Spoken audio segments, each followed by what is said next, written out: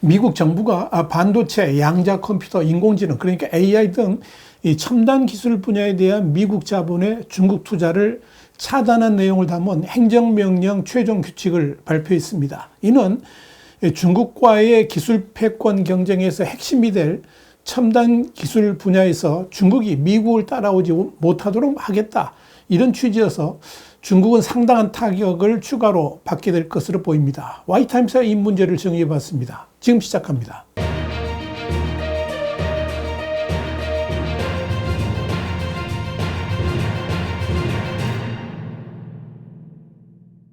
미국의 백악관은 30일 내년 1월 2일부터 첨단 반도체, 양자 컴퓨터, 인공지능, AI 등 첨단 기술 분야에서 미국 자본의 대중국 투자를 차단하는 내용의 투자 제한 규칙을 시행한다라고 발표했습니다.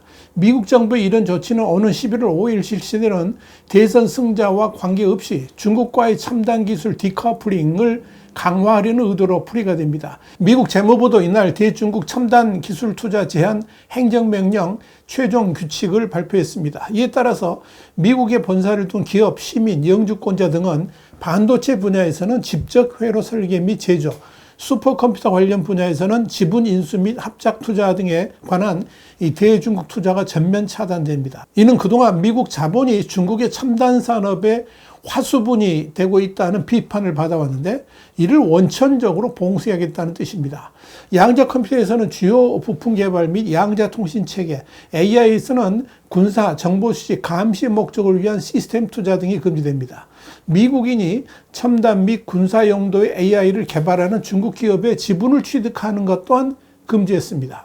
이런 규칙을 만들면서 바이든 행정부는 중국, 홍콩, 마카오를 우려 국가로 지정했습니다. 결국 이 중화권에서 대만을 제외하고는 미국의 첨단 기술 투자를 전면 금지한 셈입니다. 미국 정부가 이렇게 강도 높은 투자 금지 조치를 시행하는 것은 첨단 산업 분야에서 중국이 미국을 초월할 수 있는 여지를 아예 차단하겠다는 의도에서 그 효과가 어떻게 나타날지 주목됩니다. 여기 대해서 폴 로즌 재무부 투자안보 차관보는 이날 브리핑에서 AI, 반도체, 양자 분야는 최첨단 암호 해독 컴퓨터 시스템이나 전투기 등 차세대 군사 감시 및 정보, 사이버 보안 프로그램 개발의 기본 기술이라 그러면서 이번 발표는 중국 등이 미국의 국가 안보를 위협하기 위해 핵심 기술 개발을 추진하는 데 있어서 미국의 투자가 악용되지 않도록 하기 위한 구체적인 조치가 포함되어 있다고 밝혔습니다. 이어 로즈는 투자는 물론 경영지원, 인재 네트워크 등 유무형의 미국의 투자가 중국 등 우려 국가의 군사정보 그리고 사이버 역량 개발을 돕는 데 사용돼서는 안 된다라고 말했습니다. 이날 백악관은 지난해 8월 바이든 행정명령 발표 이후 2년간 전 세계 이해관계자들과의 광범위한 참여를 주도해왔다 그러면서 정부는 이 문제에 대해서 동맹국 및 파트너들과 폭넓은 대화를 나누고 있다고 밝혔습니다. 이에 따라 앞으로 한국과 일본 등 동맹국들이 미국이 대중 투자 제한에 참여해야 된다는 목소리는 더 커질 것으로 전망됩니다. 이제 주목되는 것은 그동안 미국의 다양한 규제와 제재 속에서도 첨단 산업 굴기를 지속해왔던 중국에게 미국의 이번 조치가 얼마나 영향을 끼칠 것이며 또한 앞으로 중국은 어떤 방향으로 첨단 산업 진전을 위해 나갈 것인가의 여부입니다. 예상컨대 중국은 일단 첨단 기술 자립에 모든 힘을 쏟을 것으로 보입니다. 그동안 이 중국은 미국의 수출 통제로 첨단 반도체와 반도체 장비를 공급받지 못했지만 그럼에도 이 중국 반도체 산업은 반도체 자립을 위한 노력을 가속화해 왔습니다. 중국은 지난 5월 반도체 산업 육성을 위해 3,440억 위안, 그러니까 한 66조 4천억 원에 이르는 국가 직접 회로 산업투자기금, 일명 대기금이라고 그러는데 이 3차 펀드를 추가 조성했습니다. 이 기금은 고사양 반도체 기술 자립과 반도체 산업의 차세대 먹거리인 AI 반도체 연구 개발이 집중적으로 투입될 것이라는 관측이 나옵니다. 또한 중국 기업들은 반도체 AI 투자를 앞다퉈 늘리고 있습니다. 알리바바, 텐센트, 바이두의 지난 상반기 설비 투자 합계는 500억 위안, 한 9조 3천억 원으로 전년 동기 대비 230억 위안, 한 4조 3천억 원의 2배 이상이었습니다. 이와 함께 중국은 제재에서 한 발 비켜선 범용 반도체, 그러니까 레거시 부분을 전략적 구멍으로 판단해서 이 부분에 대한 투자도 늘리고 있습니다. 또 히토류 등 반도체 제조에 필요한 광물에 대한 생산 수출 통제도 강화하고 있습니다. 물론 미국 정부 이번 중국으로의 투자 제한 조치가 별다른 의미가 없는 사실상의 상징적 조치라는 말도 나옵니다. 이는 이미 대중국 투자들은 엄청나게 감소했기 때문입니다. 여기에 대해서 워싱턴 포스트는 미중 갈등으로 이미 중국에 투자된 미국 벤처 자금 규모가 최근 10년 사이 최저 수준으로 떨어진 상태다, 이렇게 지적했습니다. 미국 컨설팅 업체인 로디온 그룹도 미국의 대중국 투자 규모는 2018년 144억 달러, 그냥 19조 8천억 원으로 정점을 찍은 뒤에 2022년 13억 달러, 한 1조 8천억 원 정도로 90%께 줄어들었다라고 밝혔습니다. 이런 상황에서 만약에 다가오는 대선에서 트럼프가 당선된다면 바이든 임기 말에 발표한 이번 조치를 아예 폐기를 하고 더 강력한 조치를 취하게 될 것이다, 이런 전망도 나옵니다. 이에 대해서 미 기업연구소 데렉 시저스는 대선이 불과 8일 남은 시점에서 규칙이 마무리됐기 때문에 완전히 쓸모없는 조치나 다름없다 그러면서 3개월이면 됐을 일에 3년이 걸렸다라고 비판했습니다. 이번 대중국 제재 조치가 사실상 선거용일 수도 있다는 비판이 그래서 나옵니다. 한마디로 유권자의 반중 정서를 자극하려는 의도된 대중국 압박 조치라는 것입니다. 그럼에도 불구하고 이번 조치가 주는 상징적 의미가 상당히 크다는 점도 부인할 수가 없습니다. 앞으로 미국의 대중국 압박이 결코 느슨해지지 않을 것이고 앞으로 더 강화될 것임을 예고하고 있기 때문입니다. 결국 그동안에 미국의 자본들이 중국에 투자를 함으로써 이익을 보려 했지만 이제는 그런 생각 자체를 아예 접어야 한다는 것이어서 중국은 외국인의 투자를 받는 데 있어서 더욱 제한적일 수밖에 없을 겁니다. 이는 자연스럽게 다른 산업으로까지 영향을 끼치면서 이 중국의 외국인 직접 투자는 더욱더 감소될 것으로 예상이 됩니다. 그러니 중국이 반발하고 나설 수밖에 없는 겁니다.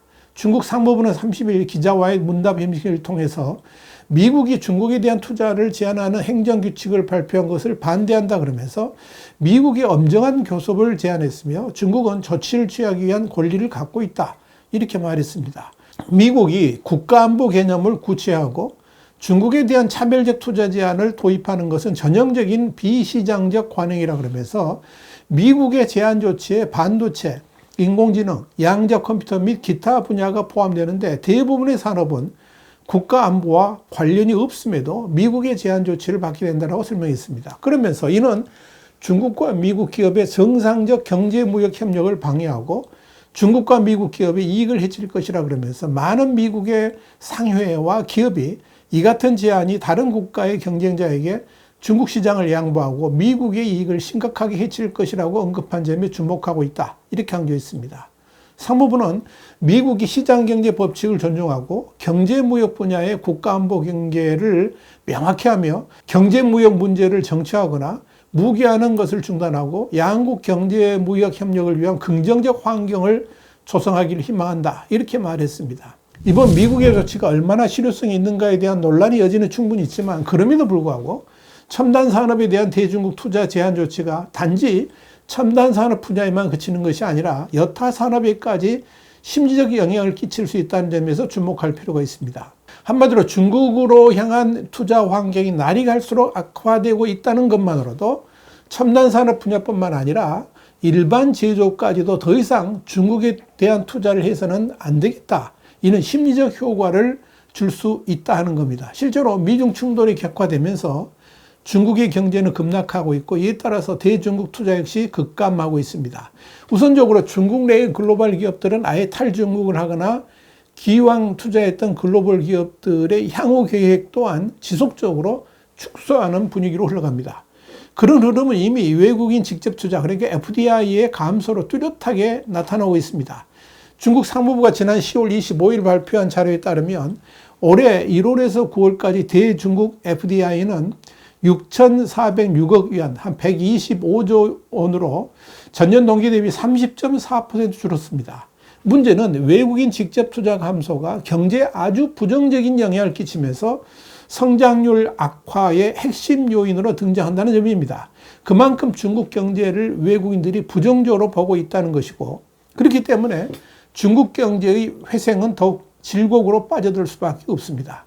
이런 점에서 미국의 대중국 투자 전면 금지 조치는 단순하게 첨단 산업에만 영향을 미치는 것이 아니라 다른 제조업에까지 부수적 동반 하락 효과를 가져오는 중요 요인이 된다라고 말할 수 있는 것입니다. 분위기가 이러니까 중국 당국도 다급해질 수밖에 없습니다.